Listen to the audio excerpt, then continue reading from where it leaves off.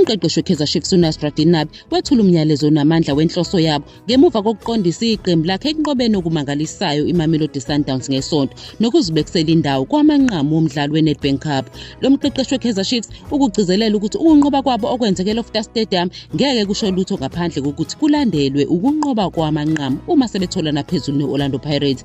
Lezi izinkunzi zaseSoweto zizodudulana eMoses Mabhida Stadium eThekwini ngoMeyi 10 emdlalweni othembisa ukuthi kuzoba umdlalo oshisa izikhotha. I-Chiefs ilandele ngemuva emva kwe-free kick kaTebo Kgomokwena ayishayile iSundowns ngaphambi kokuthi kuyiwe ekhefini. Nokho ukudlala okujabulisayo ngesombe sesibili kwenze kwabonakala amagoli kaWandile Duba no-Ashley Dupree eguqula umdlalo banqoba. UNabi ukuvumile ukubaluleka komphumela kodwa wahlala egxilile emdlalweni ozolandela lapho afuna ukuthi amakhosi aphakamisa indebe yeNedbank Cup. Uncoma abadlali bakhe ngokuziphatha kahle waphinde waqhamisa ukukhathala kweSundowns kulandela ukuzibophezela emidlalweni yezwekazi ne-experience, kanti kuseza omunye umdlalo onzima we-Champions League ne-Al Ahly. Nangaphezulu kokuphoxeka ngaphambi nje kwekhefu ngenxa yegoli elingenile, uNabi uhlale eqinisekile futhi wasebenzisa isikhathi sekhefu ukukhumbuza abadlali bakhe ngomsebenzi wabo.